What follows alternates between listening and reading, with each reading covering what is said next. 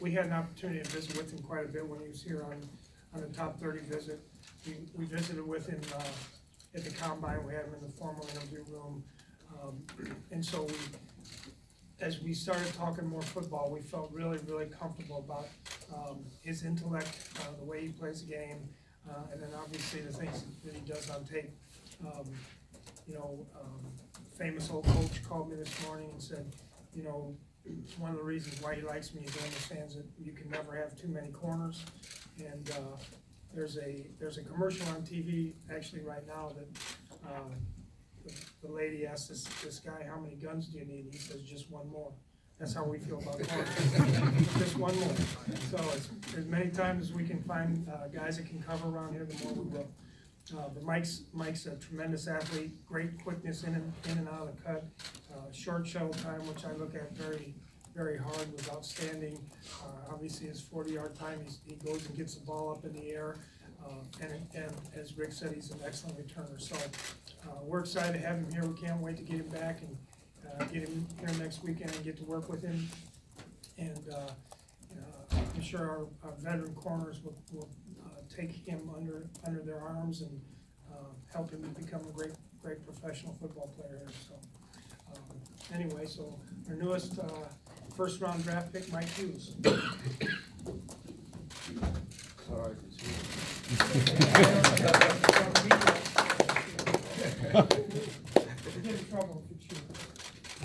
First of all, I just want to say it's a blessing to be here, a blessing to be in this position. I want to thank General Manager Rick Spillman, Coach Zimmer, and the Wolf family, for believing in me, believing in what I can bring to the organization, and I'm just excited to get to work. So. You said last night that it probably wasn't going to set in until today. Is it starting to settle in right now that this is your future? Yes, sir. As I walk around the field and meet everybody, I got a chance to see my jersey, so that really kind of got me excited.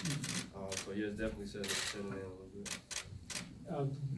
Both Rick and Mike mentioned your kickoff return ability. Just talk about that, and are you hopeful you'll be the guy returning kicks next Oh season? yeah, I'm definitely hopeful I'll be doing that. That's an aspect to my game that I think that a lot of people don't have, and a lot of people don't take it serious as I do. So I'm ready to bring what I have to offer to, like I said, to this organization, and I'm ready to get to work, man. What do you think of the way kind of kickoffs are trending? Some people think they might even be eliminated someday. They're eliminated, and I still have punt. At 5'10", how do you cover 6'3", 6'4" receivers? Just stress and technique. Just being fundamentally sound. Using my leverage to my help. Just being physical. Not playing to your size. People say I'm short, but I don't think I play 5'10". I feel like I play like I'm 6 foot. So just being physical and competing is the most important thing. Yeah, going off that with your Twitter handle and Instagram handle, Big Mike. I mean, have you always felt like you had to play bigger than you were? I mean, when did that notion kind of settle in for you? Just the way I play on the field. I kind of got that nickname my freshman year in high school. Started playing quarterback. I made some pretty crazy plays at quarterback. Some guys started calling me Houdini, Big Mike, and I just kind of started rolling with Big Mike, even though I was maybe 5'9" in high school. So, I just kind of stuck with me. Does that quarterback experience help you at all, trying to defend quarterbacks, and if so, how? Oh yeah, definitely. As a cornerback, knowing where the receiver wants to get or knowing where the quarterback wants to get the receiver the ball, or even in special teams, being a return man, playing quarterback, kind of helped me get the feel for making the right cuts and just having great vision on the field. What were your thoughts on when Minnesota gave you the call and you picked up the phone? What was that moment like for you? Yeah, it was unreal. I had a bunch of family around. They were excited. I could barely hear Rick on the phone. So, but it was an unreal moment. It's something I've been dreaming about since I was little. So I just kind of soaked everything up, and like I said, I'm just ready to get to work. Mike, what role did Garden City and Jeff Sims play in where you're at today? He played a huge role. Jeffrey Sims, he's a guy that doesn't get enough credit for what he does for guys like me. He definitely believes in second chances, and without him, none of this is possible. So he played a huge role in this part.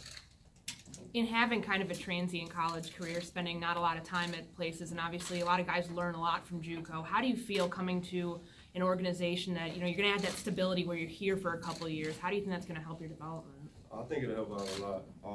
I've only been playing corner for 3 years, so I think this staff will do a great job of polishing me as a corner.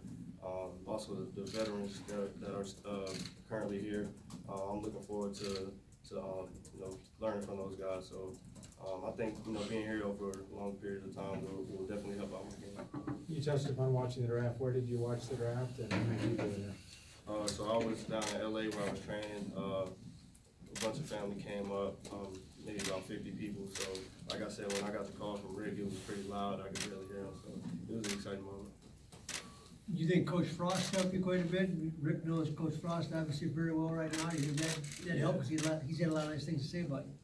Yeah, hopefully he said a lot of good things, which I think he did. I got a chance to talk to him after the draft. But yeah, hopefully he helped me out in this process. So I'll give him a call when I can, and I'll thank him.